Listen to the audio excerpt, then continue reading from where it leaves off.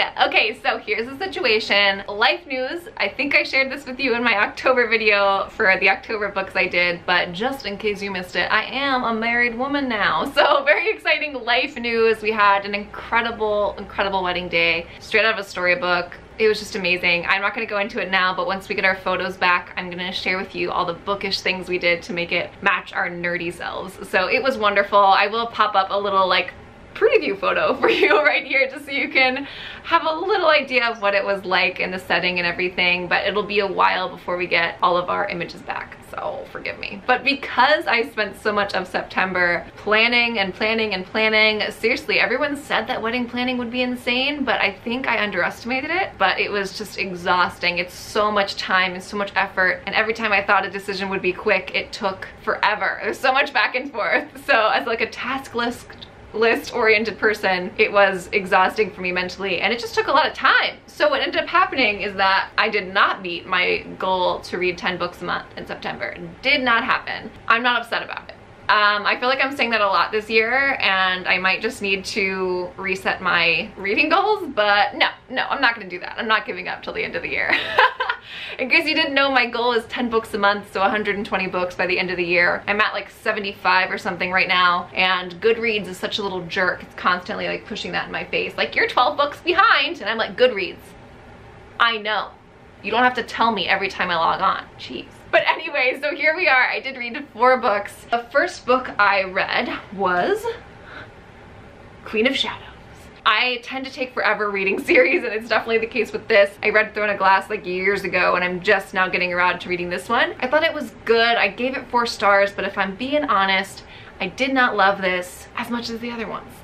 So I actually am doing a video about whether or not I should give up on this series or keep going, because after this one I'm a little conflicted. It's good on its own. I just feel like the series has shifted so much, and I just feel like it's not what I initially signed up for. So I might be giving up on it and focusing on other things. But it was enjoyable. It was slow at times.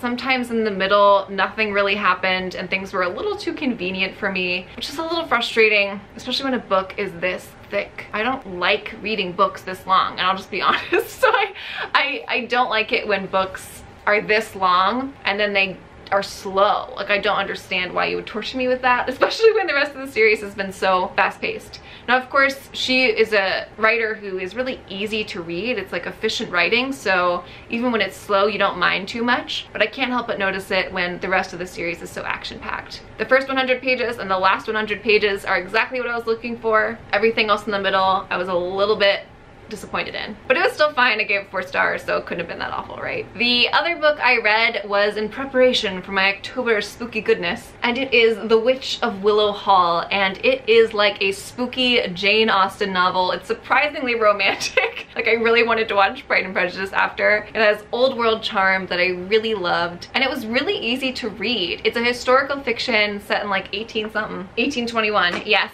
and a family after a scandal moves from Boston into their idyllic country estate, and at first it seems really nice and lovely and beautiful. But then one of the daughters is sensing these strange presences, this weird energy around, and it sort of has this spooky edge. But to tie it all together, it's a great historical fiction, old school, charming details about it, and it really is surprisingly romantic. Like, a lot of it is this slow burning love story, which I adored. I gave this 4 stars. The author did a great job of weaving in just really nice historic details without overdoing it, and you can tell she knows what she's doing. Her job, like her professional work, this author, this is her debut, I believe, is in history, in that field. So she just very naturally wove things in as to how life would have been there, and it felt really authentic to me, so I enjoyed it. Now, the other 2 books I read digitally, so that sounded funny.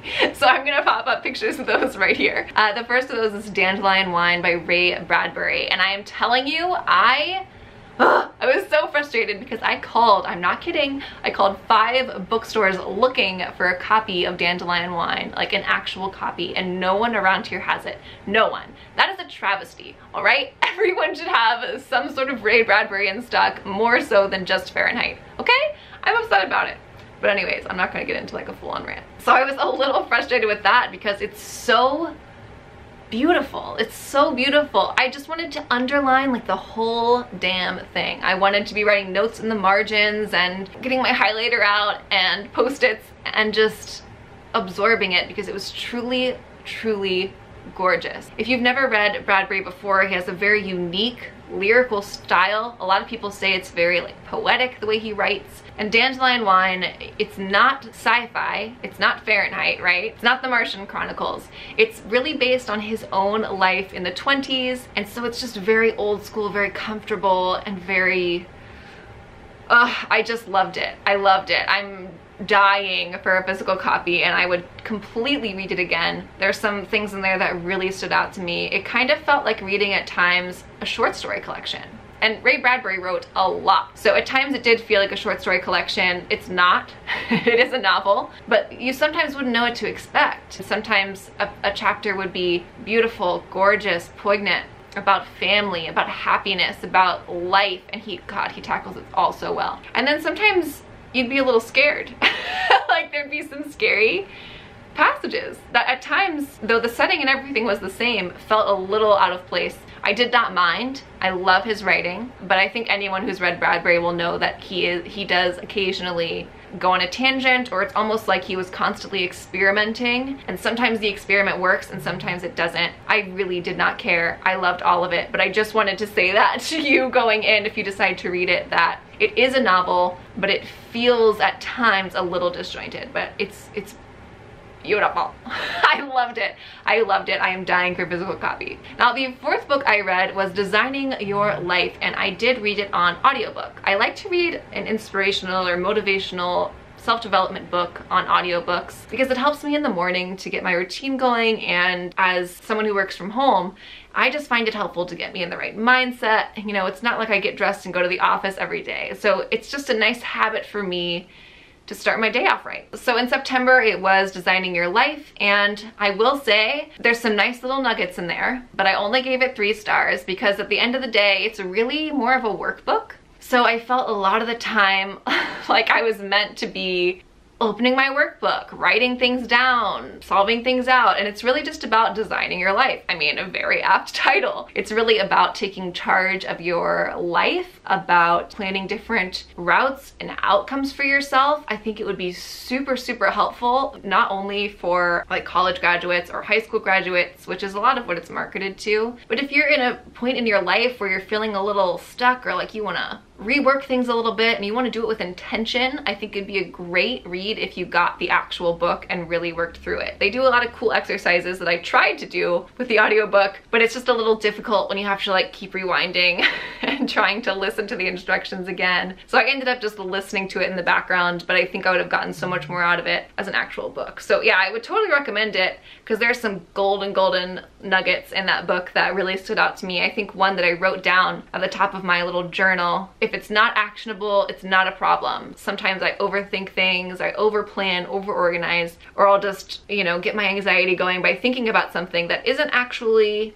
actionable. Like I can't actually do anything about it. So why the heck am I wasting my time and my energy stressing out over it? So that was one of the things that just sort of stuck in my brain. So I'm sure that would be different for everyone, but I think there's things in there that will be really helpful to a lot of people. So I definitely recommend it if you've got like a newly graduated person or even like a 16-year-old who wants to start thinking about their life. But it's definitely for more of type A, organized, planning sort of people. So all in all, I read 4 books, and I wrote it down, which 1,567 pages. Not too shabby for just 4 books.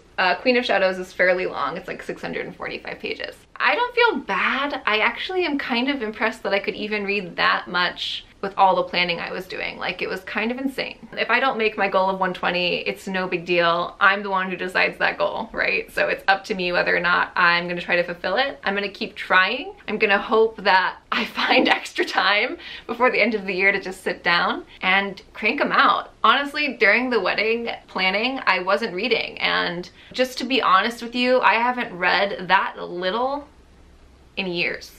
So I had like a little bit of an identity crisis where I didn't quite feel like myself because I wasn't reading and I wasn't reviewing as much as I usually do. And it just felt very weird to me. It felt very foreign. Maybe it was good in some ways because it just reminds you why we love to read. And, you know, books are really a big part of my identity, you know, not just because I'm a reader, but because of what that means, what it means to be a reader. They make up a large part of me, story does. So I really missed it. I really missed it a lot during that planning. It felt like a piece of you is on hold. So I'm glad to be married to my best friend. I'm feeling so good, and I'm feeling so good that the planning is done. And I can get back to my routine now, and my husband can get back to his routine and just settle in like the couple of old hobbits we are. If you liked this video, give it a thumbs up. Let me know that you liked it so that I can keep making more. And if you want more book rec videos, book lists, reviews, bookishness, then I'm your girl. So go ahead and press that subscribe button. Drop me a comment below if you're new. Say hi, introduce yourself. I'm not that scary. I love talking to you guys, so it'd be awesome to get to know you. Thanks for watching, and I'll see you next time.